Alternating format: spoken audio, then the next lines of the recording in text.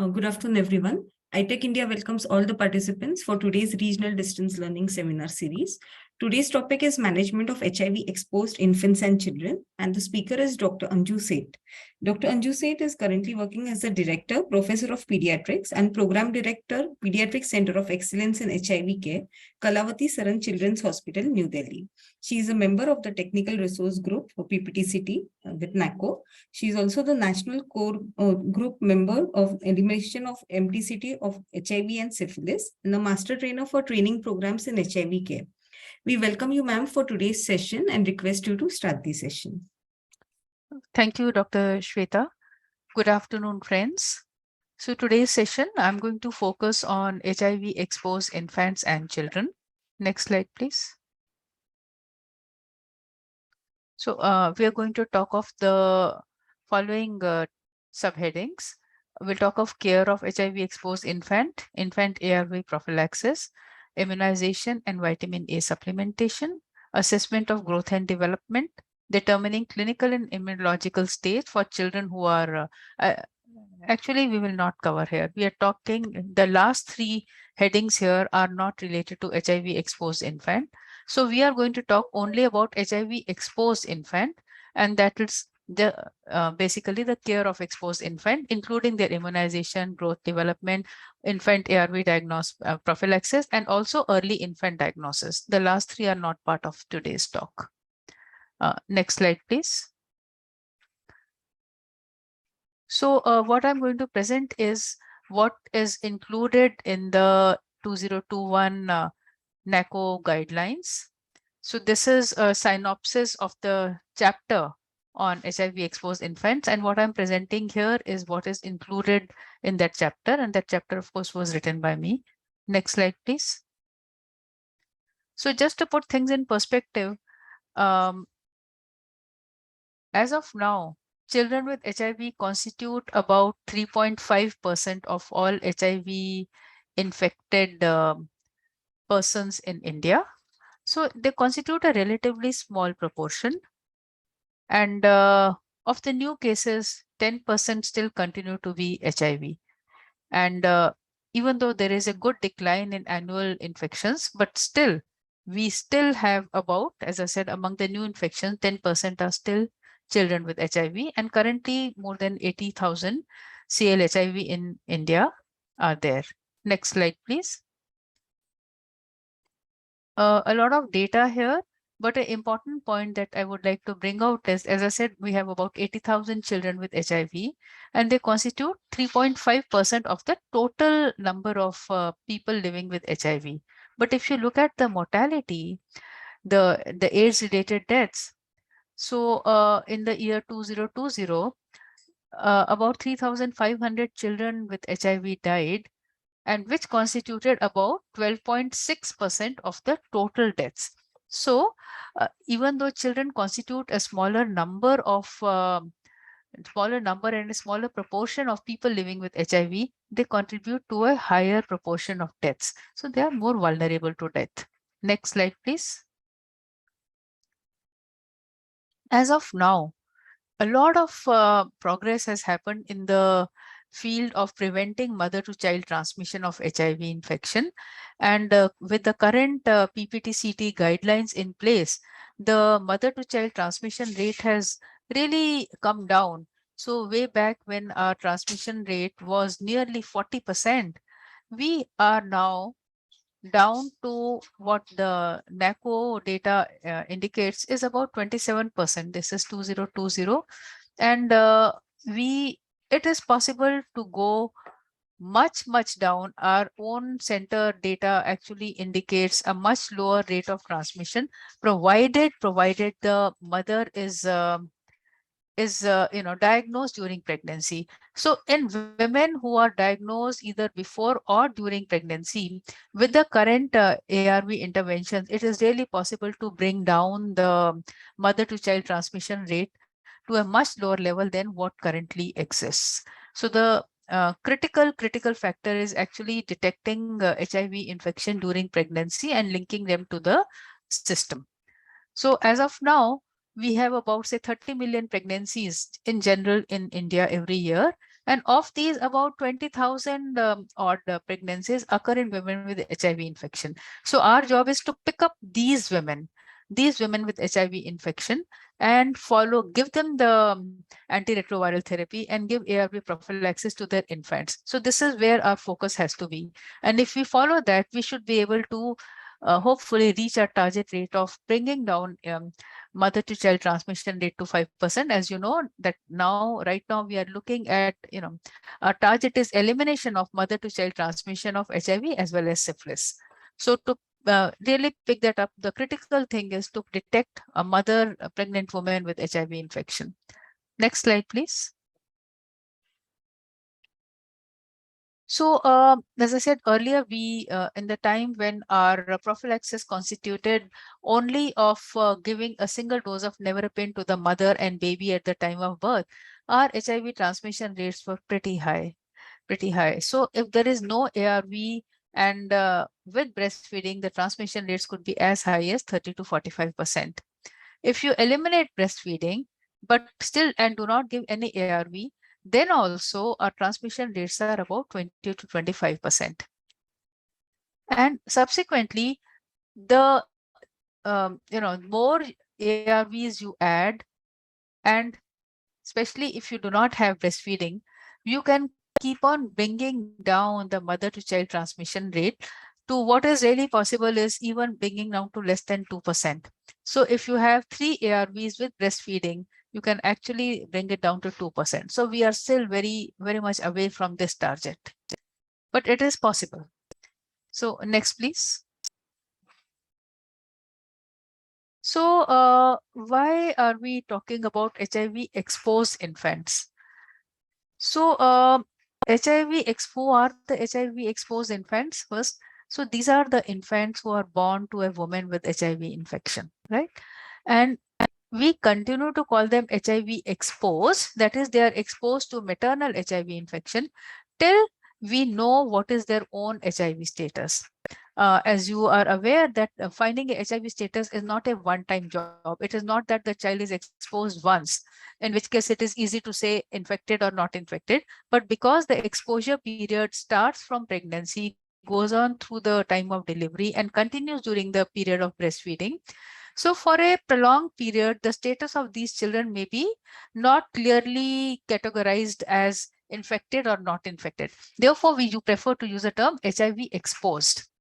So right now there is enough literature in the world that indicates that HIV exposed infants, irrespective of their own HIV status, are a very vulnerable group. What are they vulnerable to? They are vulnerable to malnutrition, growth failure, developmental delay, repeated infectious mortality, related morbidity. The reason for these are why, irrespective of their own HIV status, the main reason is the adverse social and economic circumstances under which these children are born and brought up.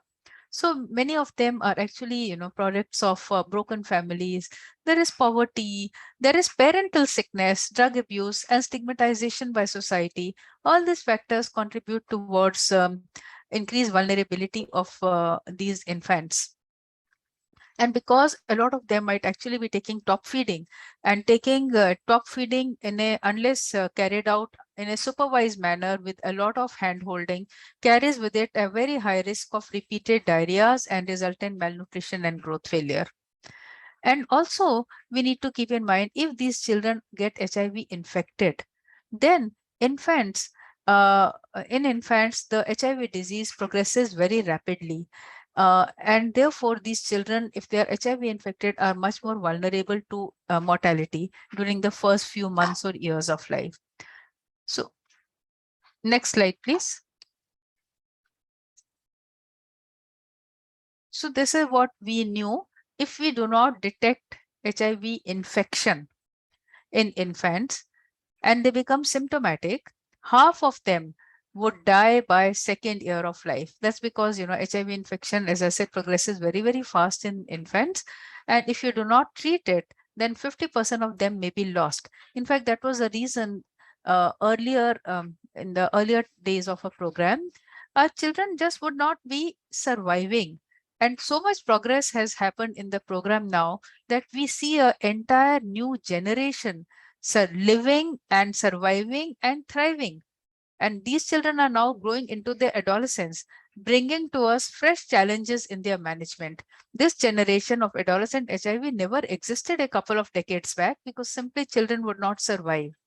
And now we are in a situation that they are, not only surviving to adolescence, they can look forward to a life, how to live a fulfilling and enriching life with HIV.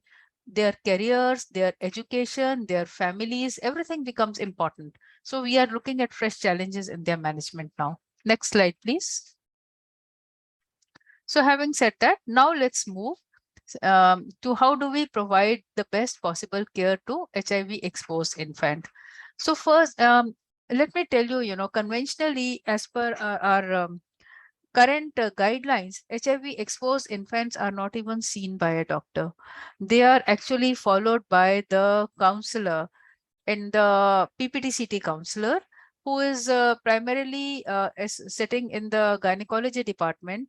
And even though all this, we make nice protocols how to manage HIV exposed infant, in practical reality, what was happening was just early infant diagnosis, nothing else.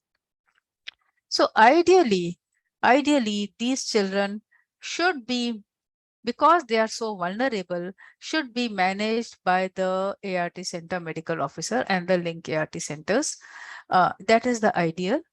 Our program is not doing that right now, but now when we are in the process of formulating guidelines for elimination of mother to child transmission of HIV and syphilis, this point is now being recognized that if we really want to give good care to HIV exposed infants, then they should actually be linked to the ART centers.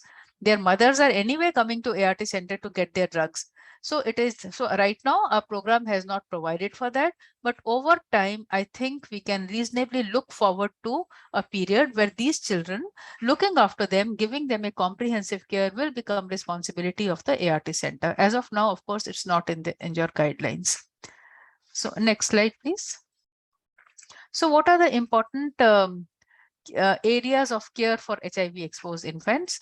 We'll talk about the immediate care at birth. We'll talk about infant feeding, ARV prophylaxis. I think I had covered this in that introduction slide itself. So we'll move on. Let's talk about immediate care. So what is the difference in immediate care at birth of HIV exposed versus HIV non-exposed infant? In nutshell, no difference. So the baby's mouth and nostril, like normal delivery, follow universal precautions. Universal precautions need to be followed irrespective of mother's HIV status, mother's hepatitis B status. In fact, we may not even know the status all the time. So universal precautions have to be followed at the time of delivery. So we wipe the baby's mouth and nostril as soon as the head is delivered, handle the baby with glove. So we do that anyway. The third point that is written here, cord should be clamped soon after birth, milking should be avoided, cover the cord with, so let me first talk about this first part. Cord should be clamped soon after birth. There's been a little change in our thinking about it. And now we feel that actually, this early clamping was advised so that there is a minimum chance of maternal contamination, maternal blood contamination with the baby's blood. But over time, it has become clear that this is actually not a significant contributor. So right now, the guidelines have changed. Right now, the guidelines say that we need not clamp the cord soon after birth. The standard guidelines for cord clamping are to delay cord clamping to about 30 to 60 seconds. Why? How does it help? This delaying of cord clamping to 30 to 60 seconds helps a little bit extra fetal blood to be retained in the baby, some placental blood to flow into the fetus, so that the chances of anemia during infancy becomes much less. And as per the current understanding, there is no evidence to suggest that not delaying cord clamping, immediately cord clamping is actually going to help reduce the HIV infection. The critical factor that is important for transmission of HIV infection from mother to baby is not really, when the cord is going to be clamped. The most important factor is suppression of maternal viral load, which is what we should be looking at. So if the mother's viral load is suppressed, if the baby is going to go on ARV prophylaxis as required, this cord clamping, whether it is done early or late, is not going to make any difference. So as of now, one can say, again, this guideline is what is written here is how it is produced in the national guidelines, and we will perhaps be updating it very soon. To change this to that, the cord clamping should be like you do for any other normal children, which means delay it by 30 to 60 seconds. Milking need not be done. And of course, it's a good idea to cover the cord with gloved hand and gauze to avoid blood splattering. So that goes for any delivery. Yet another important thing, or perhaps the only thing that becomes important in the context of immediate care at birth is initiating feeding.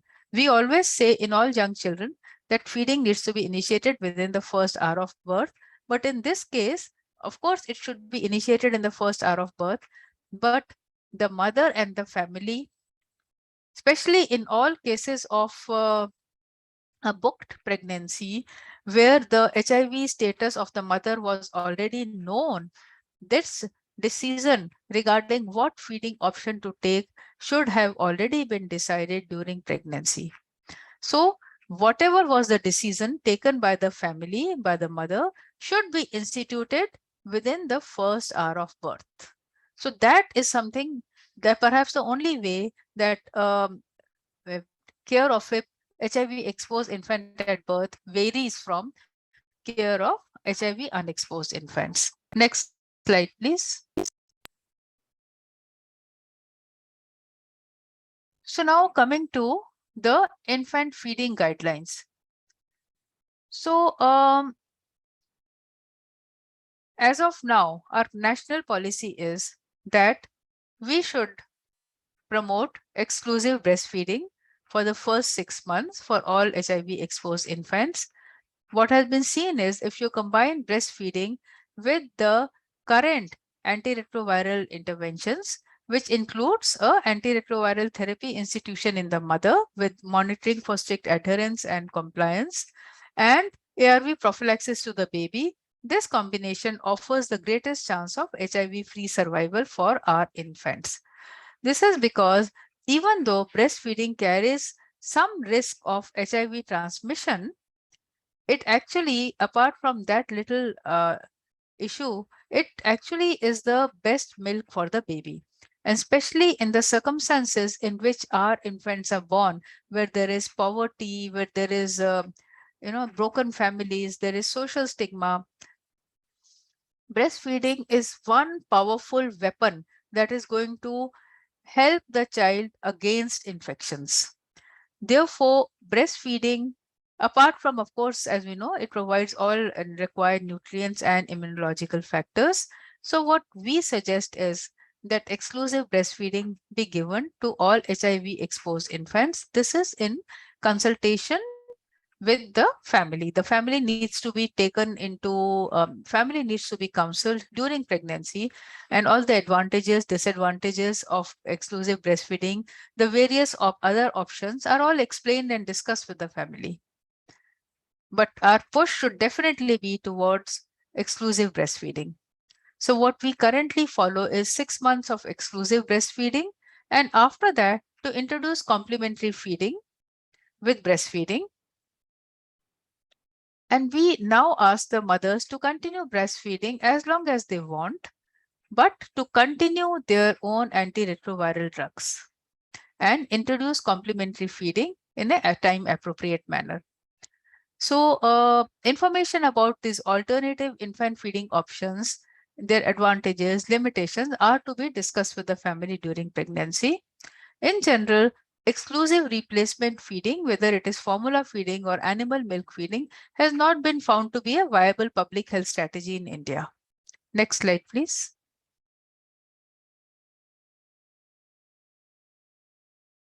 So mothers should actually be motivated to provide exclusive breastfeeding for the first 6 months. In a situation where EBF is not possible. And such situations exist. For example, if mother has twins and she is unable to meet the requirement of both babies, very often a mother is able to produce enough breast milk to meet the requirement of both the twins. But in a situation where the mother is not able to provide, in a situation where mother herself is very sick, or in a situation where mother must return to her work, these situations do happen. Then also the mother can be reassured that she can, along with breastfeeding, introduce a top feeding as well. And this mixed feeding can be carried out because maternal ART is going to reduce the risk of HIV transmission even through mixed feeding. So while exclusive breastfeeding is obviously the feeding option of choice for the first 6 months, in a situation where mother cannot provide exclusive breastfeeding, she can provide breastfeeding along with top feeding while taking her antiretroviral therapy. Okay. And all mothers should introduce complementary feeding as we recommend for all children beyond 6 months of age. And she should continue breastfeeding for 12 months to 24 months. Breastfeeding should stop only once a nutritionally adequate and safe diet can be provided to the baby without breast milk. So there is no urgency, there is no abrupt withdrawal of breastfeeding. What is important is she feeds the baby and as per the comfort level of mother and baby, this can be withdrawn when the child is taking adequate diet without breast milk. So exclusive replacement feeding in the current circumstances must be considered only in situations where breastfeeding cannot be done, and for example, say maternal demise or an adopted baby, or upon an individual mother's choice. Next slide, please. So this is something that I'm sure you're all very familiar with. Why we are saying so much about exclusive breastfeeding, even though there is some risk with it, is because breast milk is customized milk for a young human infant. And it contains all the nutrients the baby needs during the first 6 months. It's easy to digest. It actually protects the baby from diarrhea, pneumonia, and other infections. It is very easily available, does not require any preparation, does not require any storage. It also promotes mother and baby bonding.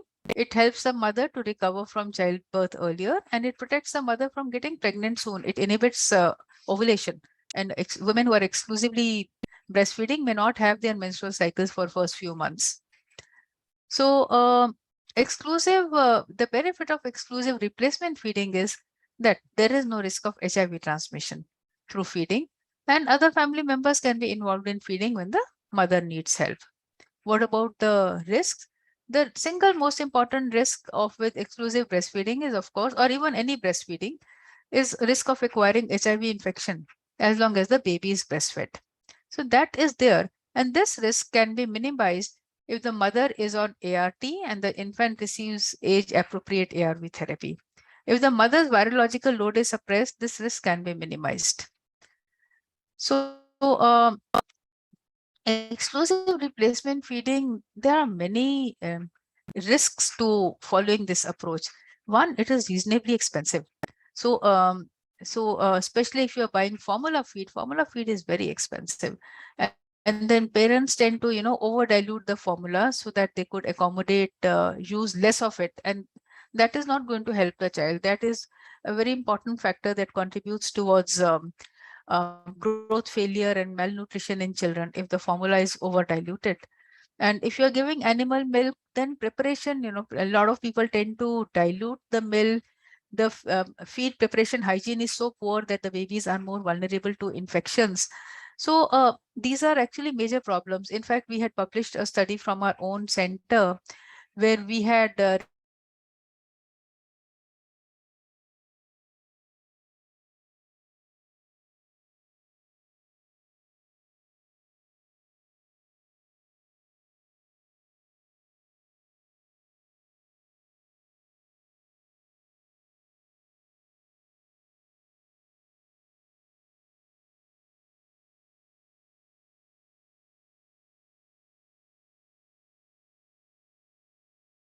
feeding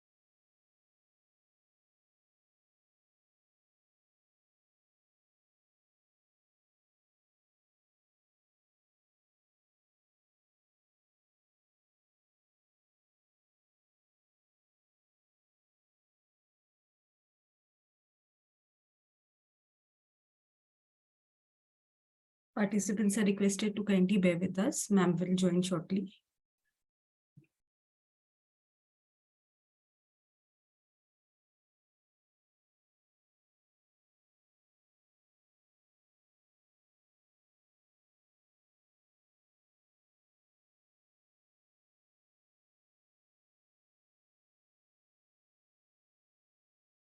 Kiran sir, please make pCoE co-host.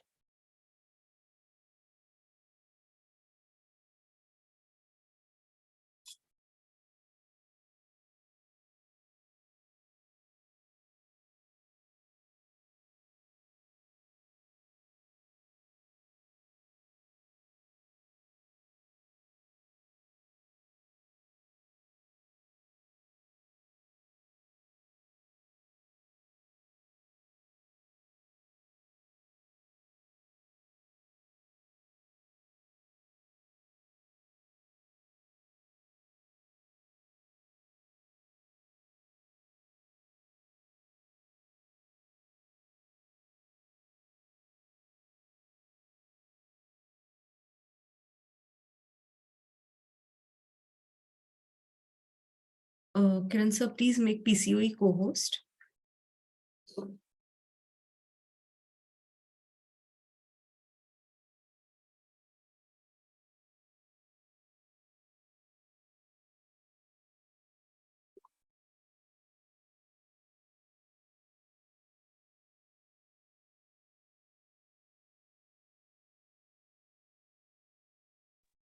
Yes. Hello, ma'am.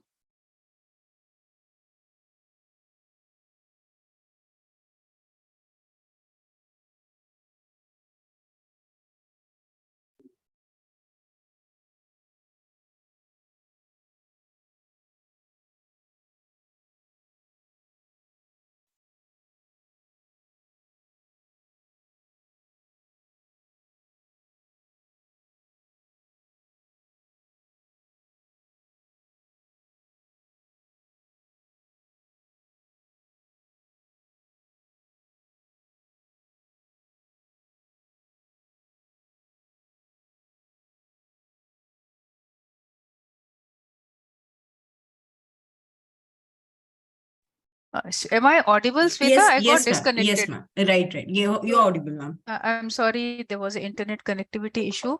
So I don't know where I lost track. Could you please tell me from where I should begin? This slide, ma'am.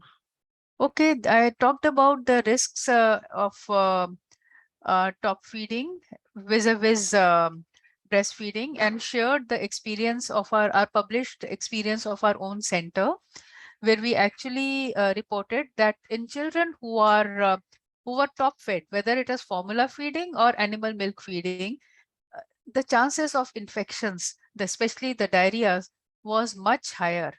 And it was similar for both formula feeding as well as animal milk feeding.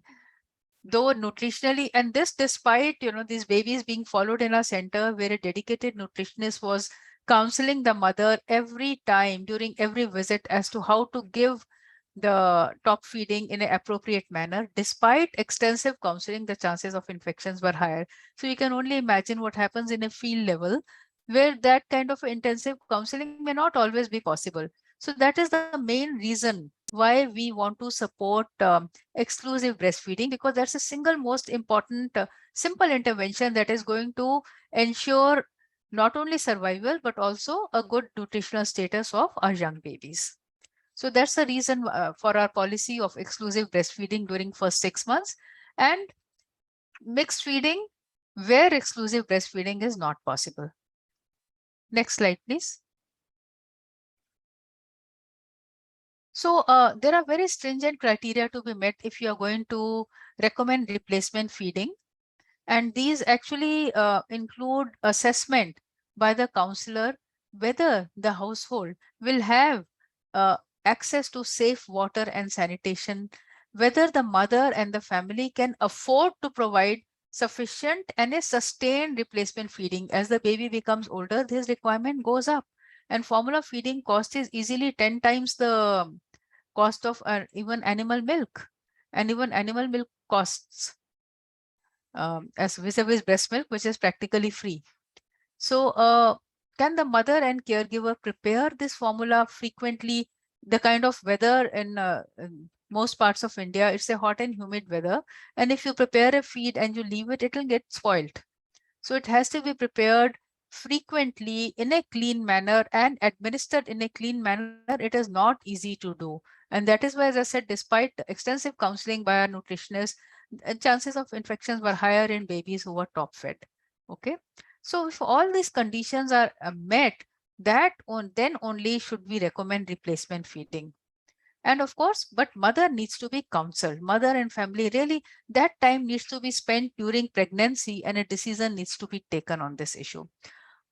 What feeding is going to be carried out and how. And whatever be the mother's decision, uh, we have to, as counselors and as doctors, we have to support the mother in carrying out that decision in the best possible manner. Next slide, please. The current status is, of course, in continued presence of maternal ART. As I mentioned earlier, mixed feeding is also rendered safe and may be preferred over no breastfeeding at all.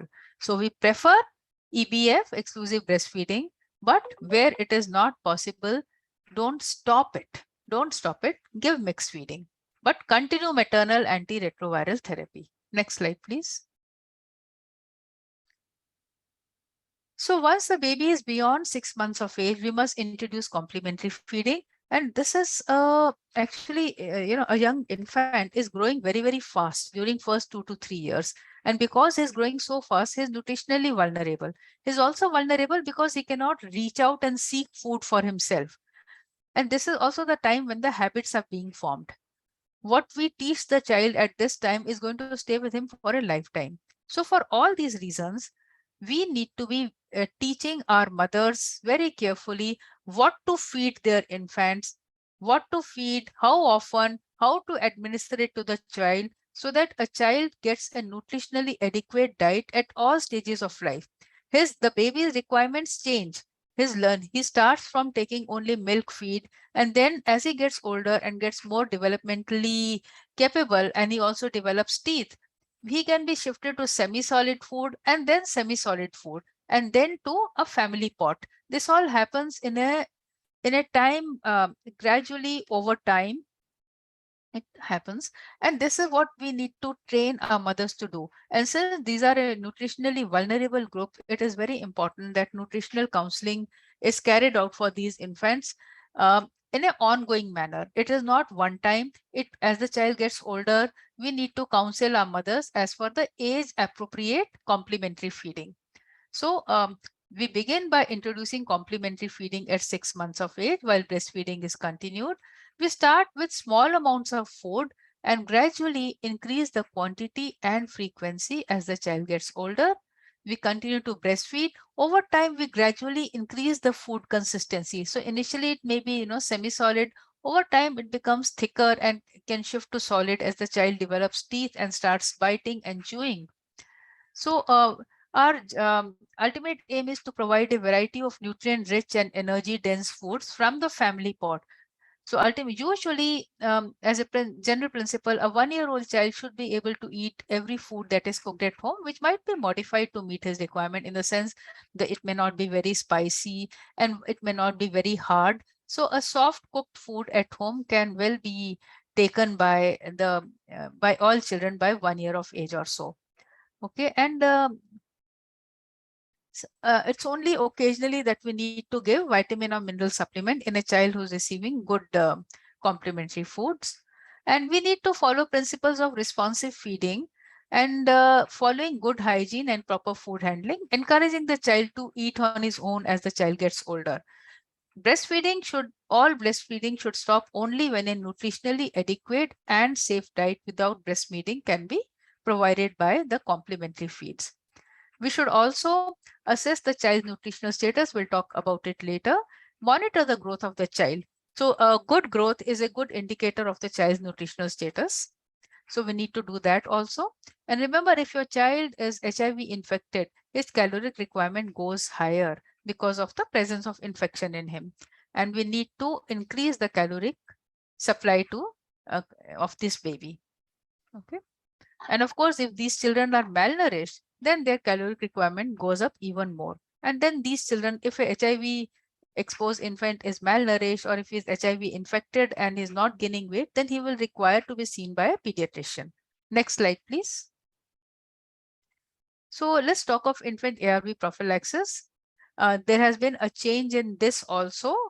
Next slide. In the current guidelines as compared to the previous guidelines, the biggest change is that now we give prophylaxis based on one critical factor, and that one critical factor is maternal viral load. So if the mother of the baby is virologically suppressed, these infants are, as a broad principle, these infants are less at risk of acquiring HIV infection, and therefore one single antiretroviral drug suffices for prophylaxis for the baby. However, if the mother is not virologically suppressed, then we need to give 2 drugs. That's a broad principle. So on the basis of maternal viral load, we classify our infants in 2 groups, low risk infants and high risk infants.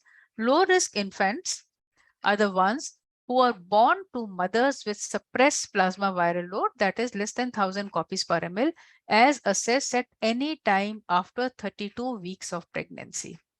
Such babies need to be given only a single drug, and the drug of choice is syrup nevirapine. Only in situations where nevirapine cannot be used because it will not be effective would one prefer to give syrup zidovudine. And this includes situations where mother has HIV-2 infection, where mother might actually have resistance to nevirapine, and you can presume maternal resistance to nevirapine if the infant born to the mother if the mother had received a single dose of nevirapine during earlier pregnancy or delivery, or if the infant is born to a mother who had a previous resistance. So she is already on PI based ART because of treatment failure. Again, because she would have gone on PI because of of a prior therapy based on NNRTI. So such a mother is also likely to have nevirapine resistance. So in a situation where mother is likely to have nevirapine resistance, or the mother is suffering from HIV-2 infection, in which case nevirapine is not effective, one would like to give syrup zidovudine. In all other situations, the babies get syrup nevirapine. And duration of this is 6 weeks, irrespective of the infant feeding choice. On the other hand, let's talk of the high-risk infants. Who are the babies included here? So these are the babies where we don't expect the mother to be virologically suppressed. It includes infants born to HIV positive mothers who have not been started on ART. If the viral load has not been assessed after 32 weeks of pregnancy, or if it has been assessed and it has not been found to be suppressed, or if the mother is a newly identified HIV. So in all this situation where you suspect mother to have a high viral load, then we give a combination of nevirapine and zidovudine. The duration also changes. If the baby is being given exclusive replacement feeding, then the duration is 6 weeks. But if the baby is being breastfed, then we would give this combination till 12 weeks of age. So during these 12 weeks, we expect the mother's viral load to get suppressed. And so we would like to give the coverage for the first 12 weeks. So next slide, please. So these are the doses. You don't need to remember them. These can be displayed. In general, the dose of nevirapine is 2 mg per kg once a day. Next slide, please.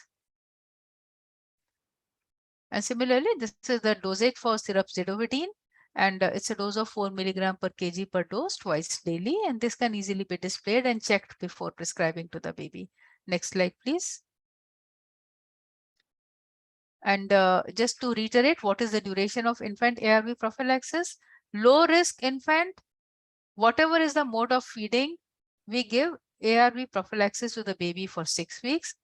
High risk infant, if breastfed, give for 12 weeks. If no breastfeeding, give for 6 weeks. Next slide, please. So next we talk about immunization of this baby. Next slide. So what are the important concerns here? The important concerns are, one, these are, as we discussed earlier, a vulnerable group.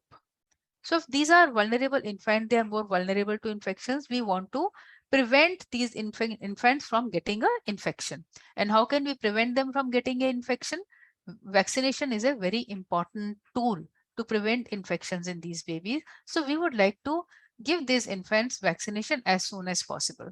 Another reason why we want to vaccinate them as early as possible is, among these infants, those who are HIV infected or acquire HIV infection later, their response to vaccines also goes down as the HIV infection leads to immunological suppression in the baby. Their response to vaccination also goes down. So not only are they more vulnerable to catch infection, their response to vaccines is also poor. So for that reason also, we would like HIV exposed infants to receive timely vaccination. The one concern that remains is that babies who are HIV infected, those who are severely immune suppressed, only in those infants you would not like to give live attenuated vaccines. And this problem might typically come up for MR containing vaccine, because all other vaccines are given actually earlier. Rotavirus vaccine, OPV, even though they are live attenuated, the national schedule provides these vaccines at 6, 10, and 14 weeks, by which time most of these infants are not severely immune suppressed, even if they are HIV infected. And these vaccines are found to be safe and effective in these infants, both OPV and rotavirus vaccine. The other live attenuated vaccine that we use is BCG, which is given at birth, which is perfectly safe to give at birth. You do not even know the infant status at that time, and no adverse effects are known to occur with giving BCG vaccine in HIV exposed infants. Problem that we can expect is with MR vaccine at 9 months, because by this time a child is a little older. So if the child is HIV infected and is severely immune suppressed, that is his CD4 percentage is less than 15%. In such a situation, we would like to avoid the live attenuated MR vaccine, which can then be postponed and be given only after the child has received antiretroviral therapy and is now found to be immune reconstituted. In such a situation, MR vaccine can be given later. So that is the only time that you might like to not give a vaccine, if the child is HIV infected and is also found to be severely immune compromised. And practically that would happen only for a MR vaccine. Next, please. Otherwise, they follow exactly the same schedule. Okay, I've already talked about this slide. So carry on. Next slide, please. I think we have talked about this also. So measles or MR vaccine is the only one we are worried about. BCG is given at birth. Rotavirus is safe. Hep B is now part of pentavalent vaccine and is given as part of that only. And vitamin A should be given as per the national schedule. Next slide. So it is also desirable to give some other vaccines to these children which are not currently available to the national schedule. And these include influenza vaccine, hepatitis A, varicella vaccine, and meningococcal conjugate vaccine. HPV vaccine is now, we are on the verge of introducing HPV vaccine in our own national schedule. Right now it is not there, but it would be good to give 3-dose series of HPV vaccine, tetanus toxoid, reduced diphtheria toxoid, and acellular pertussis vaccine, and meningococcal conjugate vaccines in HIV infected adolescents. So these are not existing in our program as of now, but hopefully, but this is what is a desirable vaccination schedule for adolescents with HIV infection. And we do hope to introduce the HPV vaccine in the program very soon. Next slide, please. Apart from immunization and feeding, we also need to monitor growth and development of these infants. Next slide, please. So these children, there are studies to show that development of HIV exposed infants might be affected simply because of the adverse social environment in which they are brought up. So while HIV infected children will have developmental delay, it is likely that HIV exposure may also affect the child's development. And there are studies to show that. So and of course, if A delayed development is also sometimes a clinical clue to presence of HIV infection in a baby. For that reason also, it is important to monitor simply the development of a HIV exposed child by looking at some key milestones. So if we look at this chart, this is included in our guidelines. The x-axis below indicates the age in months, and you see multiple red bars. And these multiple red bars indicate the left end of the bar indicates the age at which this milestone may start appearing, while the right end of the bar indicates the upper age of acquisition of that milestone. For example, if we are looking at social smile, we expect social smile to start appearing at any time about, say, 3 weeks of age till about 3 months, 3.5 months. So which means if a child by beyond 3.5 months, say by 4 months of age, if a child has not achieved social smile, this child is delayed in achieving social smile. So likewise, if we look at, say, turning head to sound of bell rattle, ऊपर देखिए वो नीचे से है, तो वो turning head to sound of bell rattle will appear in normal children anywhere between 4 months of age till about 7.5 months of age. Which means if a child is beyond that age, if he is 8 months or 9 months and still does not turn his head to sound of bell or rattle, then this child is delayed. So a simple tool like this can help you assess if the child's acquisition of milestones is within the range of normal period. The red bar indicates the range of normalcy, or is he delayed. A child with delayed development will require to be seen by a pediatrician. Next slide. This is what is known as a growth chart. I hope you're all familiar with it. These are also included in the annexer in the guidelines. And what we want you to do is kindly maintain, ideally, at least I would say, minimum weight for age chart. Weight for age chart, what is shown here are Z scores. So if your child of, when you say 0, 0 indicates the 50th centile line or the median line on which a child's weight should ideally fall. If it is falling below the -2 Z score, that indicates moderate undernutrition. And if it falls below -3 Z score, it indicates severe undernutrition. Okay, so a very simple tool to see if we keep on longitudinally plotting the weight for age for both boys and girls, you will know how the child's weight is doing. So -2 and -3 are actually standard deviations away from the median. So any child within +2 to -2 Z score would be considered to have a normal weight. But if it is below -2 Z score, the child is undernourished. And below -3 Z score, the child is severely undernourished.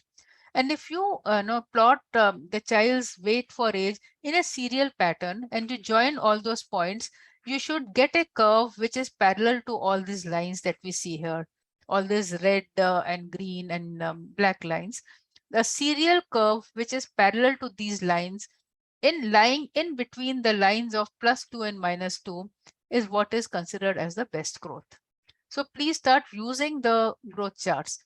So, and if your child is below -2 Z score, especially if on serial monitoring, there is a growth chart faltering, the child is not, the curve is not parallel to these curves, then that child requires to be seen by a pediatrician, because growth faltering is an early indicator that something is going wrong with the child, which could be, just plain nutritional deficiency, which could be another infection in the child. So that child requires to be evaluated.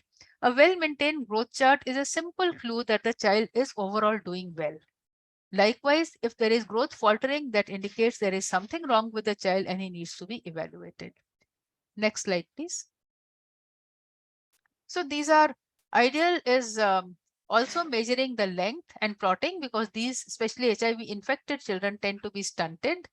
And third, next slide, please. This is the weight for length chart. So I will not go into the details. What I would expect is at least if you are not able to do this weight for length, that is actually a most important tool to detect malnutrition. But at least plot weight for age. Ideally, it would be nice to have length for age and weight for length as well. But I'll not spend more time on this here. Next slide, please. Another important part of following HIV exposed infant is the diagnosis of HIV infection. So this also comes during as an important activity while we are following up HIV exposed infant. So next slide, please. So there are two situations in infants where we are going to follow, check them for diagnosis. One is as a routine. We are going to check all HIV exposed infants. We have a well-developed protocol for that, and I'll briefly talk about that.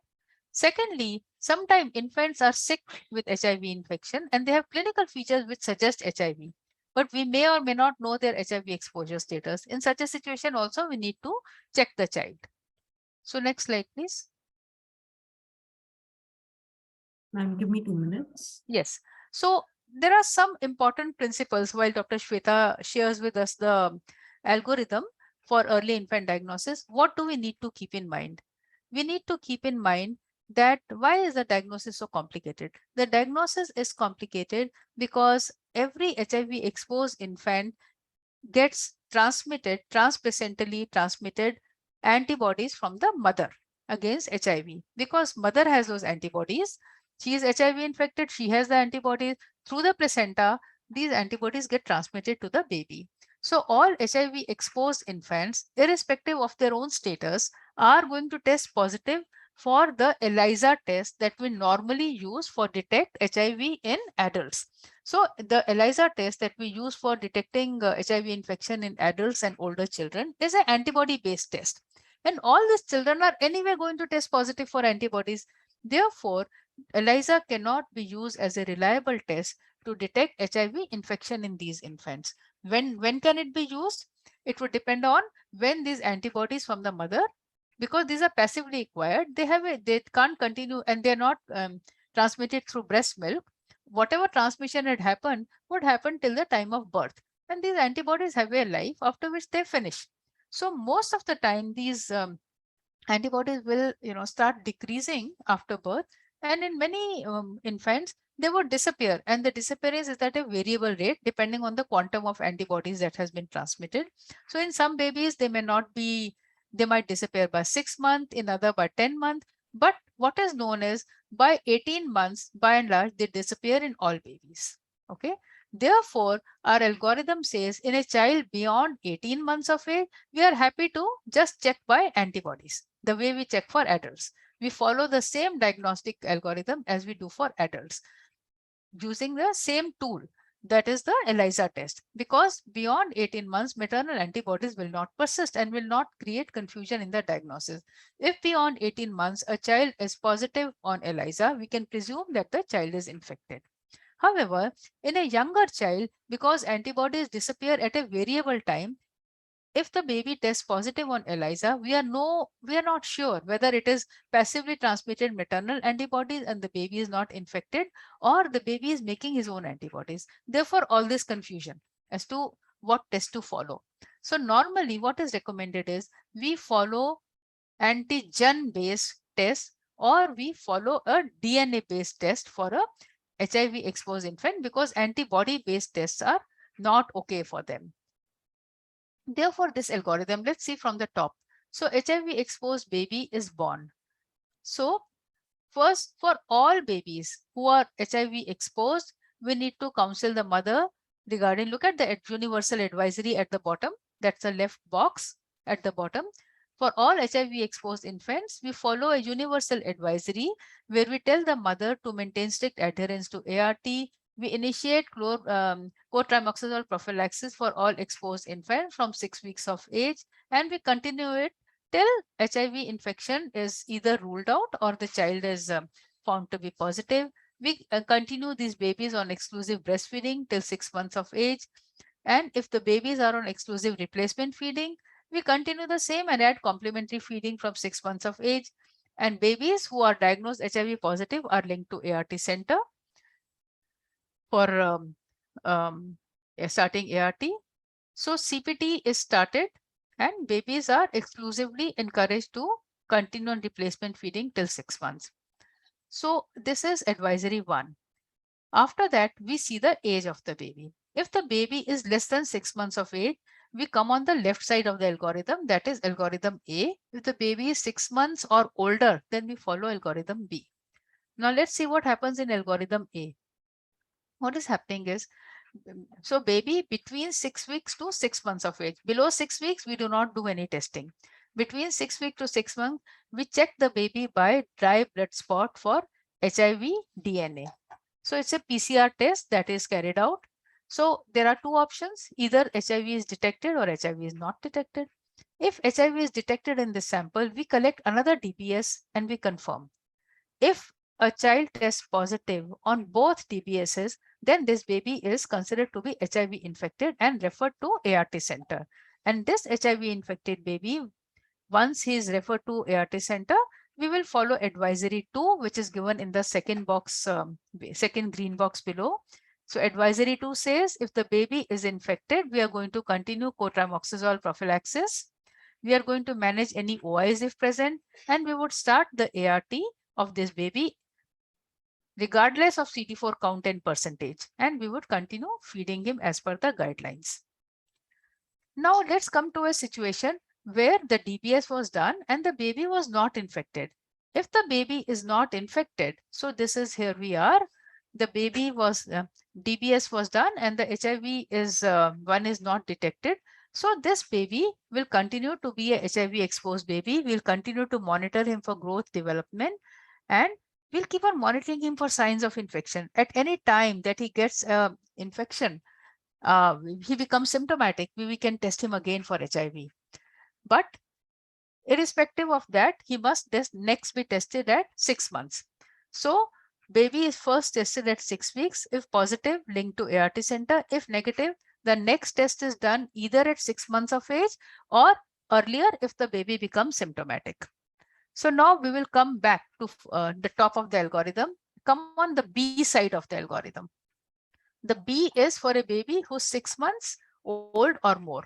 So now our baby is 6 months or older. In some of these babies, the maternal antibodies would already have waned off if the baby is not infected. So for these babies, we will first do a test for HIV antibodies, and simultaneously we will prepare a DBS also.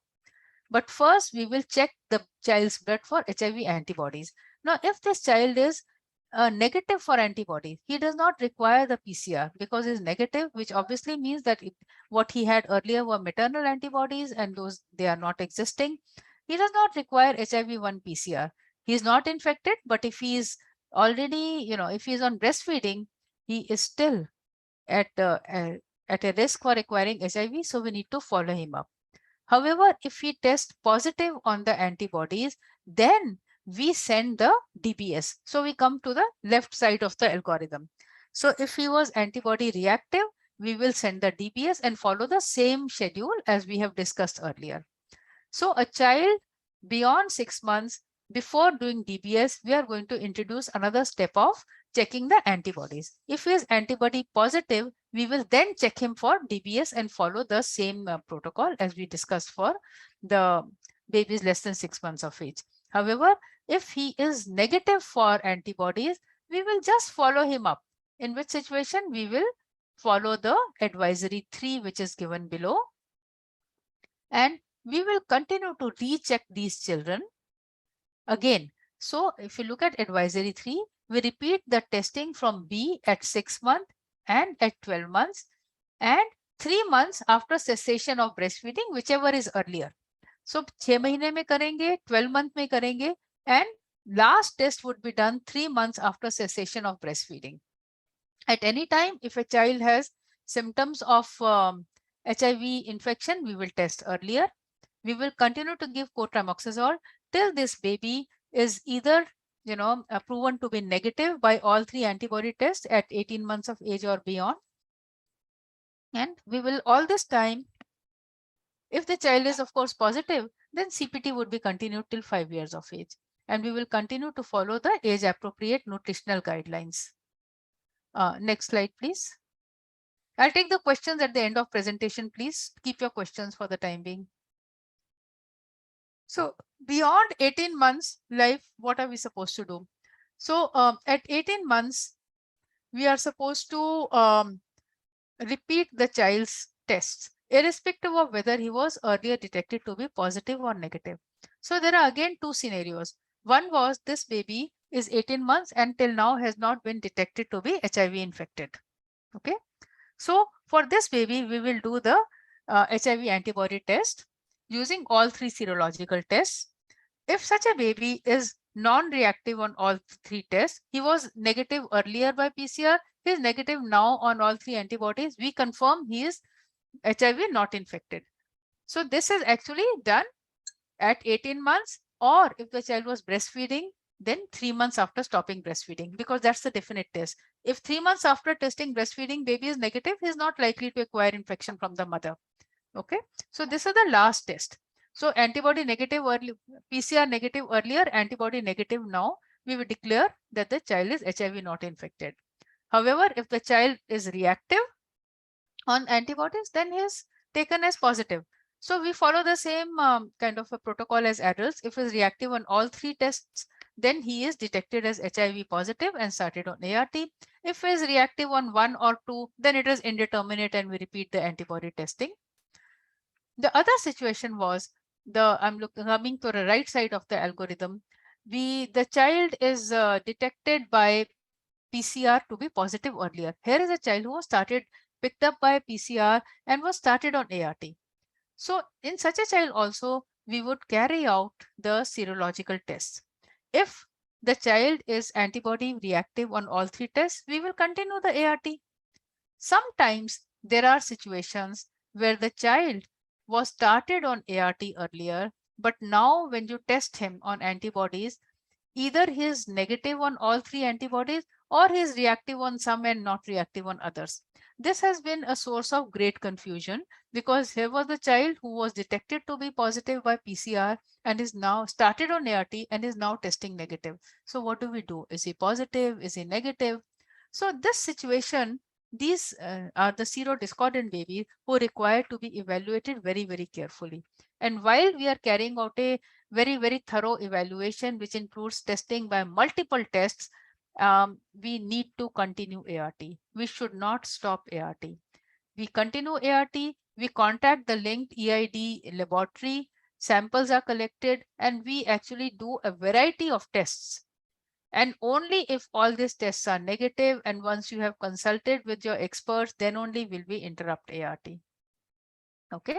And even if we interrupt ART, we will follow up these babies and keep on retesting them. So there's a very robust mechanism has been established in NACO to follow these babies. Next slide, please.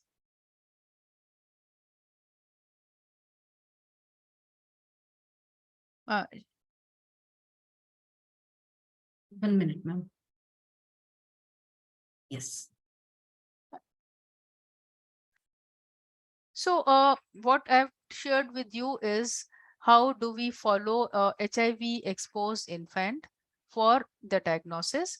There is also a clinical criteria which indicates presumptive HIV disease in infants and children. And this sometimes we face because if the baby has not been detected, the HIV exposure has not been detected. If the mother was not picked up during pregnancy, the child develops symptomatic HIV and presents to the pediatric departments. In such a situation, we often have to make a presumptive diagnosis of severe HIV disease. And we make it if the child's antibodies are positive, which indicates why antibodies, because HIV DNA PCR results take time to come. Antibody test would be available to you on the same day. If the child is HIV antibody positive, which indicates HIV exposure, and any of the AIDS indicator conditions can be diagnosed, or very commonly, infant is symptomatic with two or more of the following: severe sepsis, severe pneumonia, oral thrush.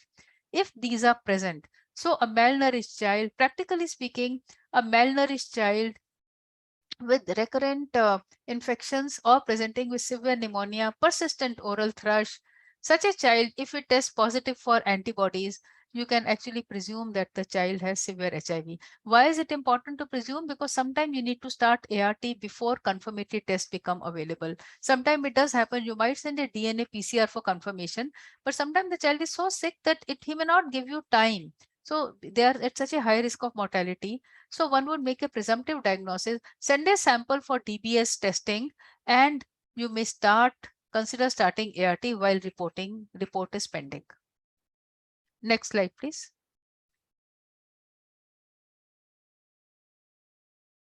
And as I said, in a child beyond 18 months, our diagnosis is as per the usual national adult testing algorithm. There is no difference in a child beyond 18 months of age.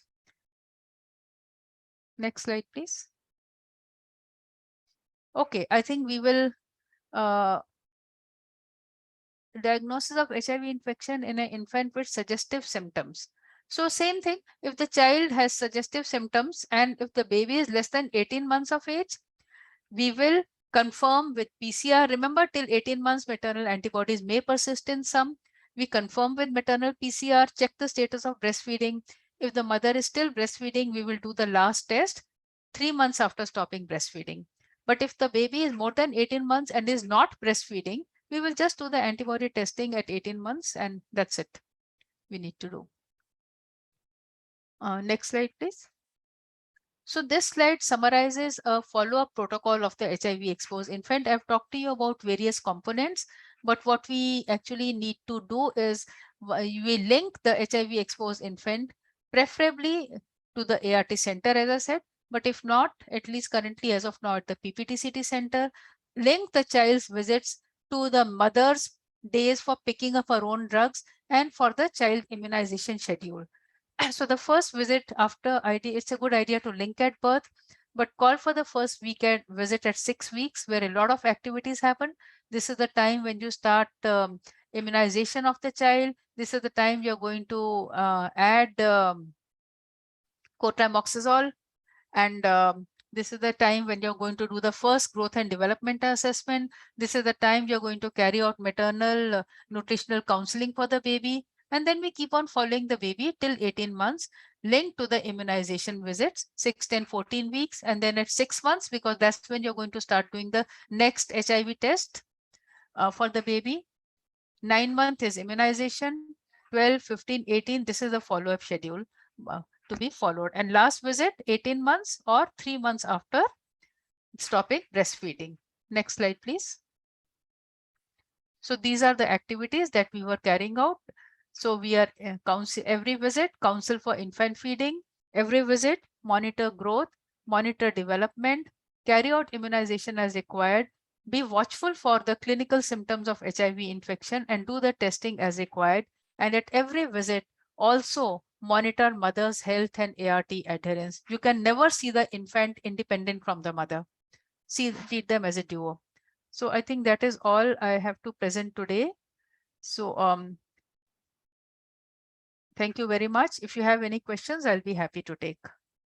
Thank you so much, ma'am. I'll just check the chat box. Participants can also unmute their mic and ask questions.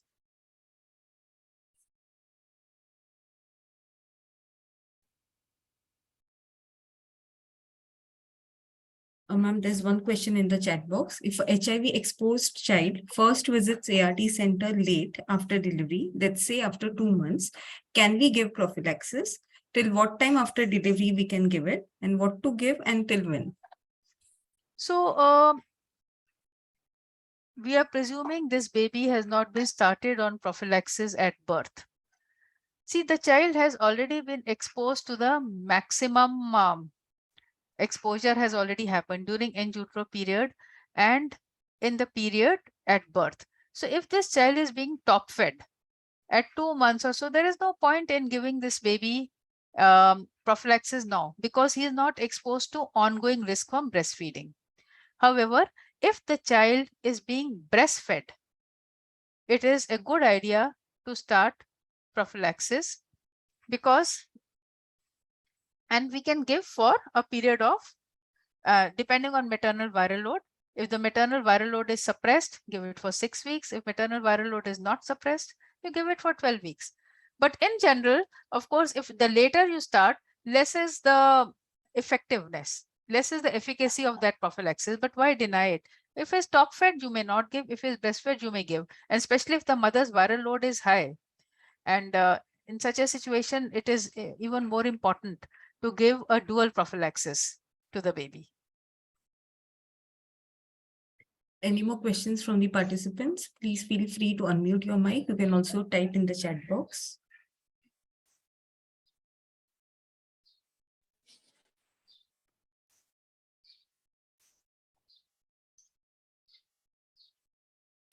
Gauri ma'am, do you have any questions?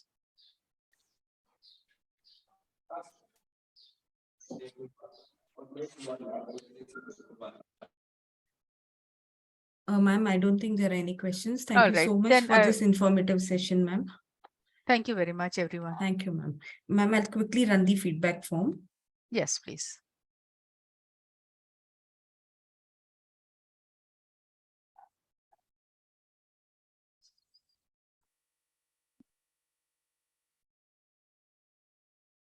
Kiran sir, are you there?